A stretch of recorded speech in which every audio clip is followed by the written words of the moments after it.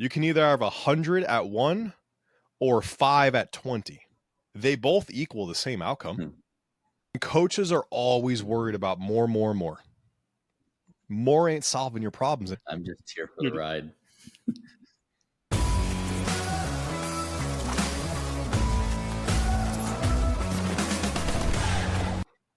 So here's a question, Steve, and I think this warrants conversation. As people in 2025 are trying to stand out, is there's a very real thing of following the recipe. You know, mom's gumbo stew, and I'm Korean. I don't know what the fuck gumbo stew is. You know, mom's Korean gumbo stew is going to be delicious. Do you deviate?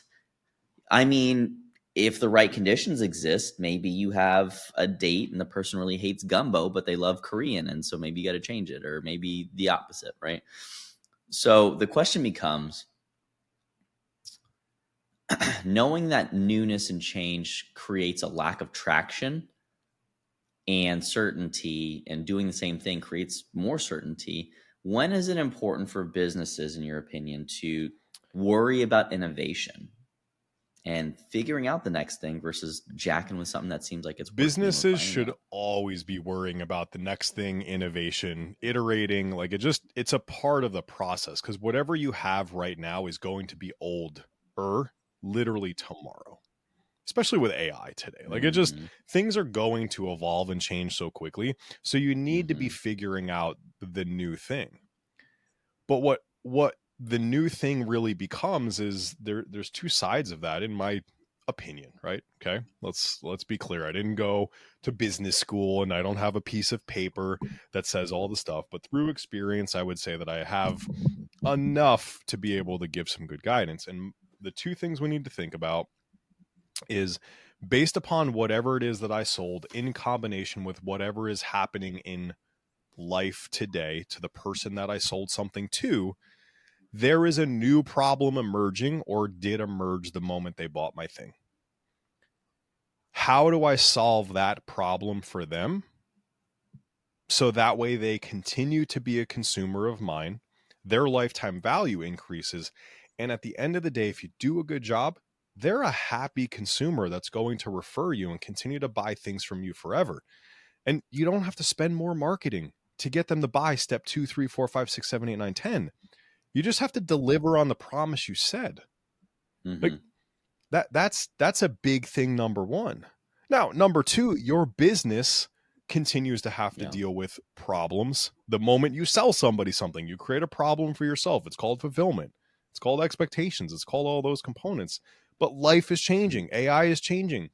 The cost of employees is increasing. All of that stuff is changing. So you also need to figure out and evolve the things for yourself to go down the road of solving what makes the most sense for the business as well. Hopefully you can run parallel, and what's good for the business and what's good for your consumer. Step 1, cool, they match up. Step 2, they also match up. Step 3, they also match up. And at the end of the day, that's where you create an amazing synergistic business that ends up producing amazing things, amazing solutions to problems for consumers by going down that road and thoughtfully innovating. But if you're not thoughtfully innovating, and the only thing you wake up every single morning and say, how do I make more money? At some point in time, that parallel starts to become further and further apart, and your people don't love you as much, and you're not solving problems for them. You're only solving problems for yourself. Yeah.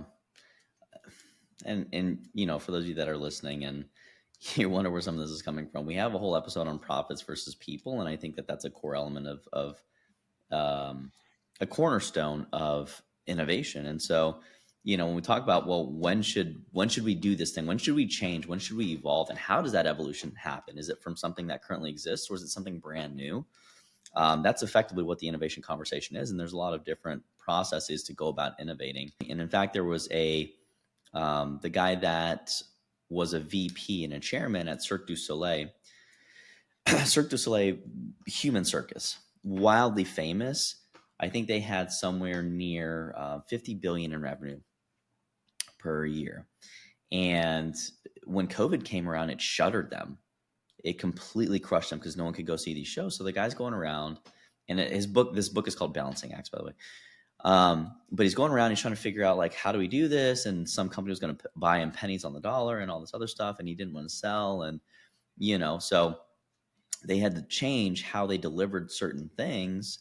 But that specific sense of innovation was more from something that had to change based upon what already existed, versus when we find that something like social media, for instance, and Zuckerberg, when he came out with Facebook, or Tom, which, by the way, shout out to Tom, because he's holding it down. No one knows what the fuck Tom's doing right now.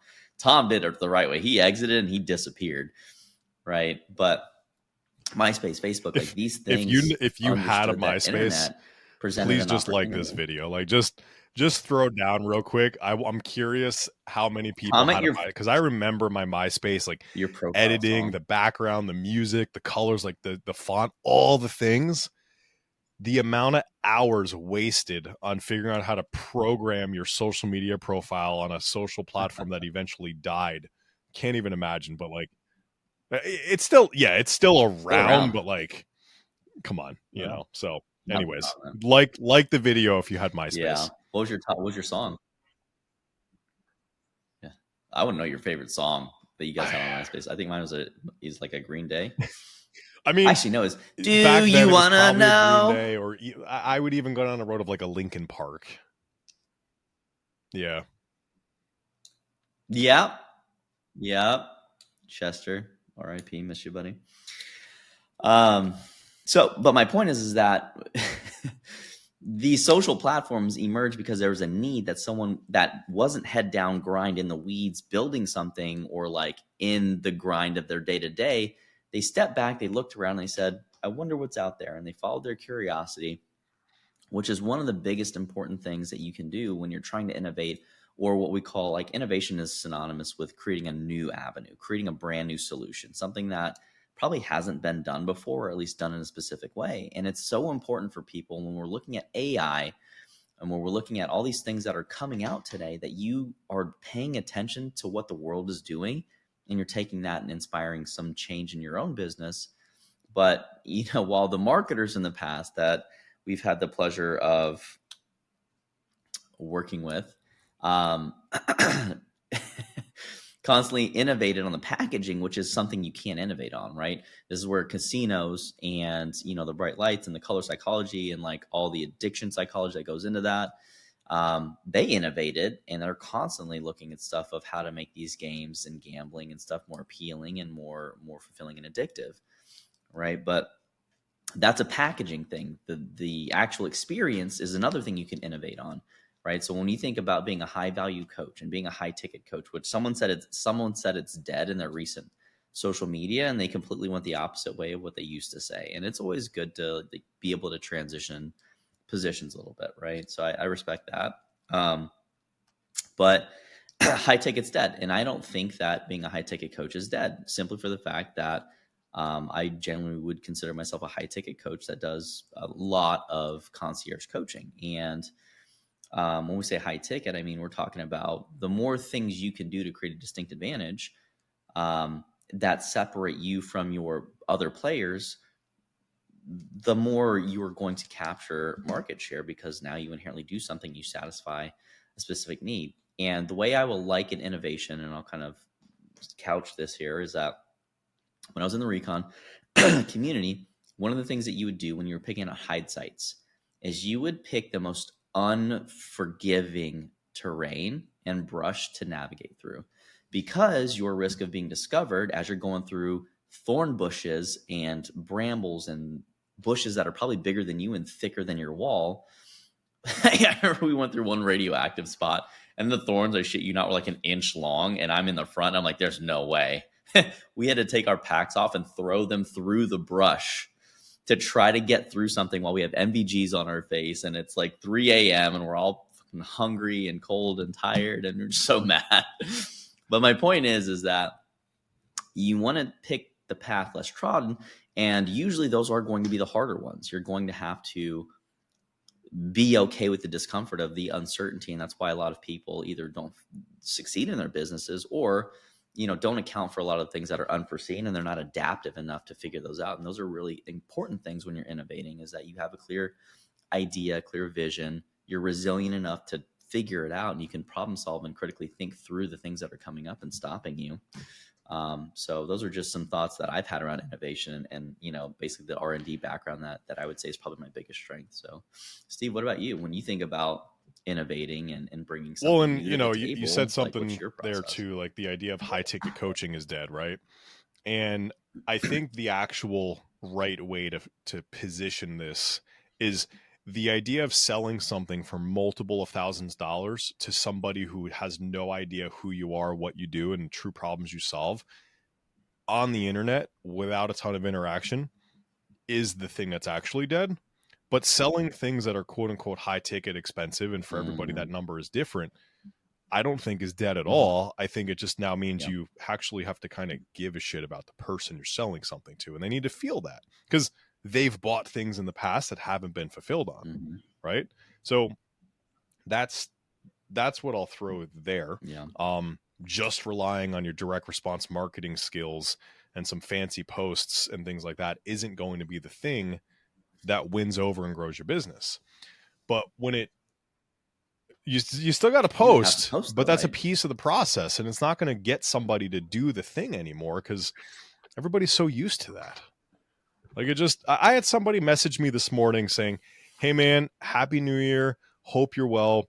Was wondering if you'd be willing to spend 30 minutes with me just kind of walking through some chat GPT stuff.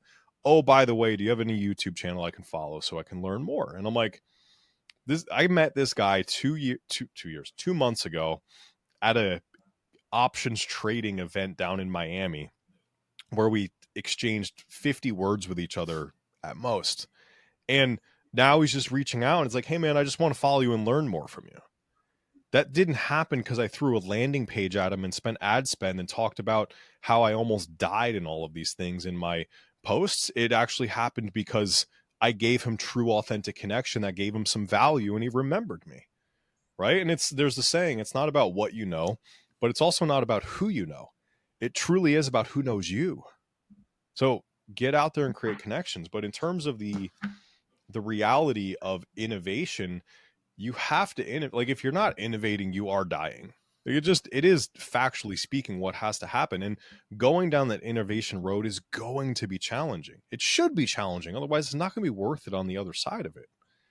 And if you want people to continue to buy things from you, the next logical thing in line, you got to put something new together, truly new. Don't call some old shit 2.0. Don't call something old new. Don't repackage it and put a new bundle together. Spend the time to learn a thing and then go and take that and repackage your new learnings into something that can now teach somebody else the thing that you learned. But the main goal is instead of you might spend 20, 40, 100 hours learning that concept and learning that skill. Can you now, instead of spending 20, give it to somebody else in 10? Can you, instead of 40, give it to somebody else in 15 or 20? Instead of 100, can you give it to them in 40? That's the thing. People will pay to save time, especially if they trust you and they know that you're delivering something to them that's going to help. Like, hey, you want to lose weight faster? Proven? Guess what? They did that a few years ago. Everybody's buying it now. And oh, by the way, I think last year was the first year or 2 years ago was the first year in like history of America we actually got lighter overall versus not. Like whether you like GLP-1s or not, it's solving a problem. Now, again, you buy something, you create another problem. So it's creating a different issue. But the specific thing at hand, I want to lose weight easily and more quickly. Everybody's buying it. Do the same thing and people will buy it. And that's a good thing. That's a great thing. And that's why innovation has to exist. Mm-hmm. Deep thought over there, Andrew. Deep thoughts. Well, it's just kind of like weighing out the cost of innovation. Everything's going to Yeah. cost something, and there's always an inherent trade-off. And you said something that I was trying to remember, and then it just disappeared because you said it earlier. I was like, write it down. And then I was watching you, and then I was like, I fucking didn't write it down. Oh. Guys, for those of you that are late, here's some behind the scenes stuff. So if you stuck around this long, thank you. Here's behind the scenes. Like I write thoughts down on sticky notes, and Well, it's fair that's how because I like kind of keep you track of mentioned the what I'm thing going to about say. high ticket coaching. Um, I didn't hear anything else you said after that because I needed to retain that one thing because I wanted to say something about it, but I didn't want to interrupt you. So I hope what you spoke about during that 78-minute block was valuable for everybody. So Well, I mean, it's, everything's people, if they're solving the problem, if they already have their own problem awareness and this is helpful for them, then it'll solve something for them, or like at least shake something loose. But one thing you need to keep in mind as you're figuring out how to do these things is that it takes experience and it's expensive. Innovation isn't cheap. And when I say that, this is why you have to continuously learn. And this is the whole premise of innovation is doing something new or different, which requires you to look and take in a process called synthesis. And it's one of the most challenging things. And I still struggle with it. And I first came across it as I was going through my early PhD program, is that the way you have to write when you're going for a PhD is that you can't just analyze something. You can't just sit there and be like, oh, well, this is what all these people are saying. Like, that's considered a lower level of thought when it comes to academic writing. So in order to like, okay, this is what everything is saying, so what? And there's always a question of so what, so what, so what? And so that's why when you think about innovation, it requires, and it's really the highest form of expression and creativity, is that you have to look at all this stuff and you also have to combine both left and right brain of analyze and then create something. And so that requires you to expose yourself to different experiences. And this is why you find some of the most creative people will oftentimes stop working, which is why it's important for you to take downtime and go and do different experiences and go see service delivery in a different area, go see it in a different industry. Go look at how servers at a very high-end restaurant will interact with their clientele. And it's really interesting because when you notice the difference between them and the difference between someone brand new at, some other chain restaurant, they literally serve you and then they disappear. They contribute to the experience. They are not the experience. And that's a very different thing when we talk about content and marketing and how you can help people see themselves as successful versus seeing you as successful. And that's really important when we talk about narratives and storytelling. If you want to elicit someone to be like, wow, I can see myself in that specific situation, as a hand raise, right? And now there's this bridge series of internal conversations. And that's where they say like, hey, listen, I want to grab some time with you because I want what you have. And that's why things like sex, money, like things that are always going to be a foundational thing of the human existence, that's what draws people in, is because people generally want more of those things. And so innovation is a little bit easier, but when you're having to overcome objections and basically people's paradigms and the way people think, it's a very different, you need to innovate on the packaging at that point and the service delivery. And if you do those two things, that's how you become more valuable. And that's how you do become a high ticket coach, which, I mean, let's be honest, when everyone didn't know what the fuck to do as a coach, but they were selling themselves as a high ticket coach, that's what ruined the industry, or at least one of the things. And that's a soapbox that I'll die on. Not to say that people weren't high ticket, but if you've been coaching for less than 3 years, I would say that you're probably not a high ticket coach unless you've continuously innovated and you've played around and you've delivered 40 hours of experience repeatedly for at least 50 weeks. Like it takes a little bit of time to get there. So you got to be you able got to to cut your teeth, provide and the I think people result, skipped it. right? You and I build things, and on the other side of that building of something, it's always all right, cool, we're going to charge this dollar amount. Is the value that somebody's getting out of this at least 10 times more? Like, simple and easy. You want to come and buy buy something for $1 from us? Our goal is to make sure you get $10 back. 100%. If you're $100, we want you to get $1,000 back. Is it always every single time going to happen? Absolutely not. But is it going to happen 20 times once in a while as well? Absolutely. So on average, that is always the goal. That's the mission. We're going to put something together, and it's about saving you time, saving you money, affording you the opportunity to go make more money, making life easier, like just a bunch of things. And that's really what it needs to be about. And for you with your clients, the same thing. And listen, when you change and update your systems on the back end and how you deliver the thing, whatever it might be, guess what? That's a great thing. Update it for everybody. Doesn't mean you have to charge more for the existing people, but the new people coming in, man, I've proven that I now go from getting results or spending this much time or whatever it may be, and you shorten that time frame, your services just got more valuable. And you need to understand your feedback and all those components. But listen, short and sweet today, gang. Short and sweet. We just had to get some things off of our chest. Selling somebody to an existing consumer is significantly better for you and them than always finding new consumers to buy the thing. Okay? Some of the perceived most influential, smartest people in business these days even get that wrong. So we're here to tell you, continue building out those service roadmaps. If you need help with any of that stuff, we have some resources. Reach out. Those things are important beyond belief to your consumer and to your business. Andrew, I feel like you should close this out today, bud. I mean, I will always be an innovator, and just, I love to create new things and test it. And, if that's an interesting thing to you, which, by the way, like, these topics might shake out different things. I think that coaching is a gateway career. And if you can't make the money that you want to make, there was a skill lacking somewhere in there, whether it's marketing, whether it's sales, whether it's fulfillment, whether it's coaching, whether it's how to continue to upskill and up-level yourself so that we can charge more and feel confident doing that. But I think at the end of the day, if nothing changes, nothing changes.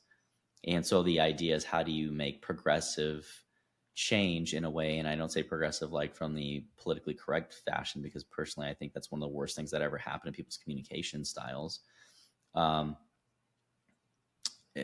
You have to be able to get out there and just try new things.